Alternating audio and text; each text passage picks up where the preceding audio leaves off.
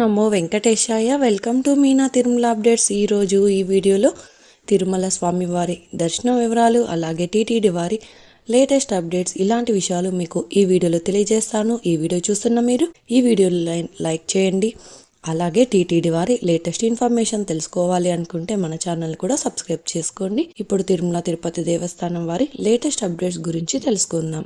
జనవరి 9వ తేదీన అంటే రేపటి నుండి ఆన్లైన్లో శ్రీవారి దర్శన టికెట్లు జారీ చేయనున్నట్లు టీటీడీ వారు తెలిపారు.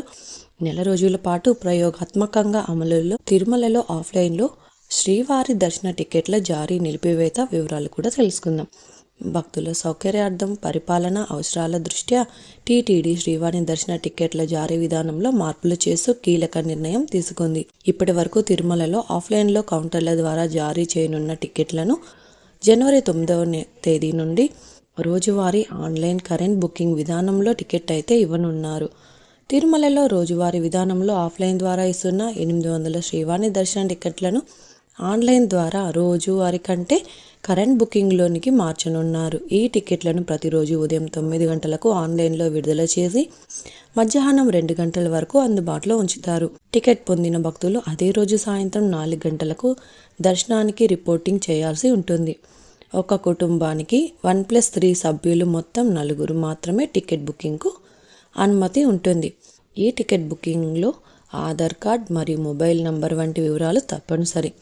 ఫస్ట్ కమ్ ఫస్ట్ సర్వ్డ్ విధానంలో భక్తులు టికెట్లు బుక్ చేసుకోవచ్చు. దీని ద్వారా ఆఫ్లైన్లో శ్రీవారి టికెట్ల దర్శనం కోసం భక్తులు క్యూ లైన్లో నిరీక్షించే సమస్య తొలగిపోతుంది. ఈ నూతన విధానాన్ని నెల రోజుల పాటు ప్రయోగాత్మకంగా అమలు చేయనున్నారండి. అలాగే తిరుపతి విమానాశ్రయంలో ప్రతిరోజు భక్తులకు ఆఫ్లైన్ విధానంలో జారీ చేస్తున్న 200 టికెట్లు జారీ విధానం కూడా యథావిధిగా కొనసాగనుంది. ఇప్పుడు దర్శనం వివరాలు అయితే తెలుసుకుందాం. నిన్నటి రోజున ఉదయం నుంచి మధ్యాహ్నం వరకు ఎలాంటి టోకెన్స్ మరియు టికెట్స్ లేని భక్తులకు కృష్ణతేజ వద్ద ఉన్న క్యూ లైన్ నుంచి అలో చేశారు. మధ్యాహ్నం నుంచి క్రౌడ్ ఎక్కువ అవడం వలన శిలాతోరణం వద్ద ఉన్న క్యూ లైన్ నుంచి అలో చేశారండి. నిన్నటి రోజున బుధవారం రోజున శ్రీవారిని 85,752 మంది శ్రీవారి భక్తులు స్వామివారిని దర్శనం చేసుకున్నారు. 19,443 మంది శ్రీవారి భక్తులు స్వామివారికి తలనీలాలు సమర్పించారు. 4,69,00,000 రూపాయలు భక్తులు స్వామివారికి సమర్పించిన హుండీ కానుకలు. ఈరోజు గురువారం తిరుమలలో భక్తుల రద్దీ సాధారణం కంటే ఎక్కువగా ఉన్నారు. ఈరోజు ఉదయం 6 గంటలకు వైకుంఠంలోని అన్ని కంపార్ట్మెంట్లలో ఎలాంటి దర్శనం టికెట్స్ మరియు టోకెన్స్ లేని భక్తులు వెయిట్ చేస్తూ ఉన్నారు. అలాగే నారాయణగిరి షెడ్స్ అన్ని ఫుల్ అయ్యి వెలుపల ఉన్న క్యూ లైన్లో శిలాతోరణం వరకు భక్తులు వెయిట్ చేస్తూ ఉన్నారు. ఈ వైకుంఠంలోని కంపార్ట్మెంట్లలో వెయిట్ చేస్తున్న భక్తులకు సుమారుగా 8 నుంచి 10 గంటల సమయంలో దర్శనం అయ్యే అవకాశం అయితే ఉందండి. ఇక ఎలాంటి టోకెన్స్ మరియు టికెట్స్ లేని భక్తులు శ్రీవారి సర్వదర్శనం కోసం క్యూ లైన్లో ఎంటర్ అయ్యే వారికి కూడా 10 నుంచి 12 గంటల సమయంలో దర్శనం అయ్యే అవకాశం అయితే ఉందండి. ఈ రోజు జనవరి 8వ తేదీ వరకు మాత్రమే వైకుంఠ ద్వార దర్శనం ఉంటుంది. కాబట్టి జనవరి 8వ తేదీ వరకు ఎలాంటి టోకెన్స్ మరియు టికెట్స్ ఇవ్వరు. కాబట్టి 8వ తేదీలోపు దర్శనం కోసం వెళ్లే భక్తులు శ్రీవారి సర్వదర్శనానికి మాత్రమే వెళ్లాల్సి ఉంటుంది.